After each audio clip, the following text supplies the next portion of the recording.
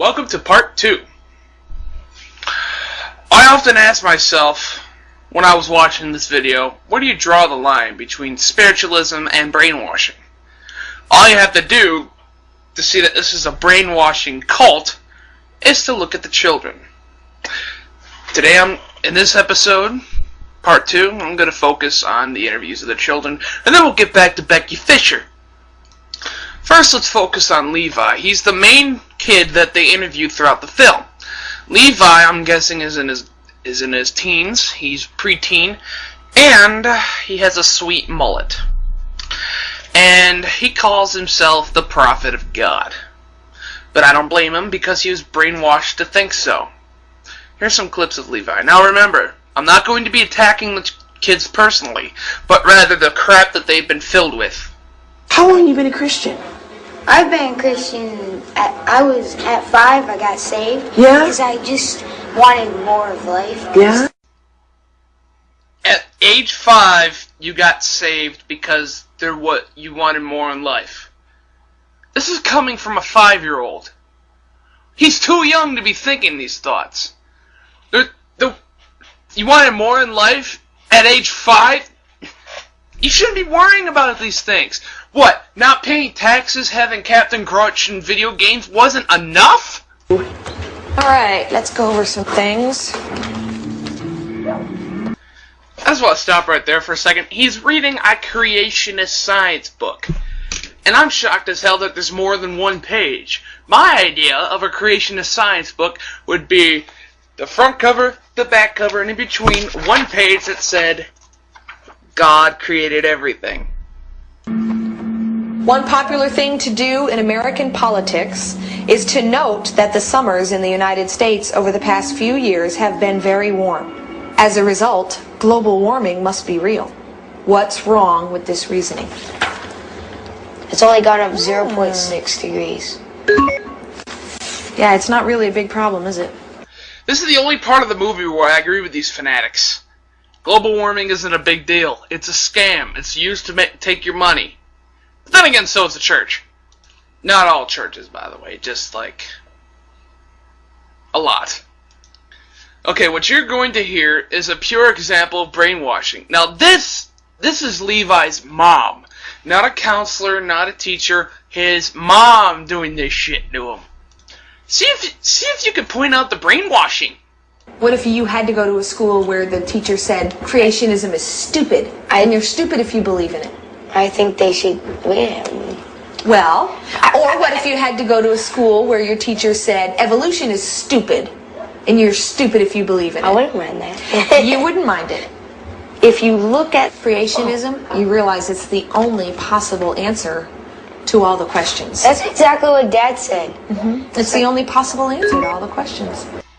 I honestly have no comment to that except for this. I've never been to a school where the teachers say, you're stupid if you believe in creationism, or if you're stupid if you believe in evolution.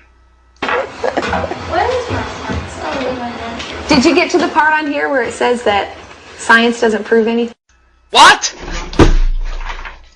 What? Science has never proved anything.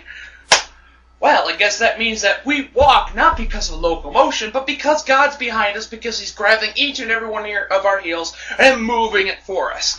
And since science doesn't prove anything, gas never runs cars anymore. Instead, they're pushed along by God.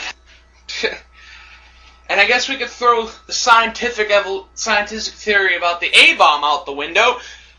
Albert Einstein theorized that the A-bomb was possible to create. And guess what? As the United States, we proved that it was possible to create, and we also proved that it worked. Ask Japan. You know what? This is the same bullcrap that I was taught as a kid. You know, you've probably heard this before as well. Oh, thunder is just the sound of angels bowling, and rain is just angels crying. Well, I guess acid rain is just God taking a big piss.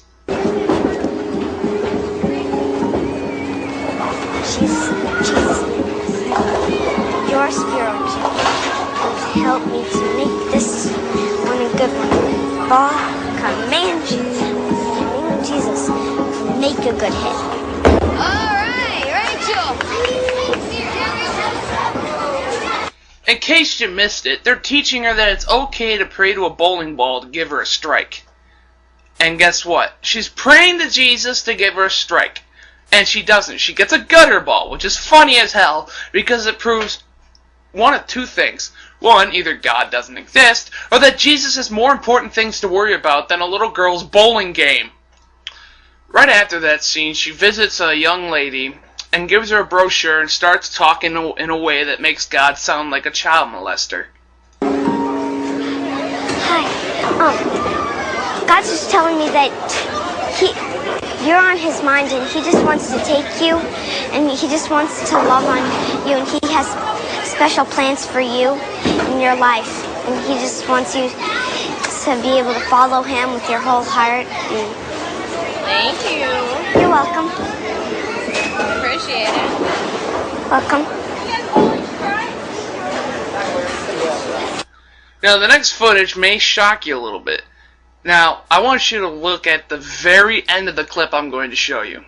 Listen very carefully. I'll play it a few times for you to hear it. So you saw her and you just felt like God told you to go over there. Yeah, I waited a little bit, to be sure, you know what I mean? Kept coming to your heart. And afterwards I felt like I had picked the right one. All right, good job, Rachel.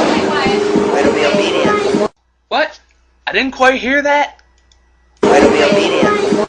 One more time. Way to be obedient. Way to be obedient. Way to be obedient. Oh yeah, that's not a sure sign that they're brainwashing these kids. Man's decision, whatever. God's decision, something. Words to live by. They think I'm weird? Go ahead. You're not the ones who are going to be judging me if I'm going to go to hell or heaven. God is. It matters what he thinks of me. It doesn't matter what you think. Rachel, sweetheart, you're 9. You shouldn't be thinking these things. You are way too... She's 9. You are way too young to be thinking these thoughts. You're supposed to be hanging out with your friends and going to malls with your parents. Acting like a kid, for God's sake. Okay, people. Part 3 is coming soon. Stay tuned as I rip a new asshole in Jesus' camp.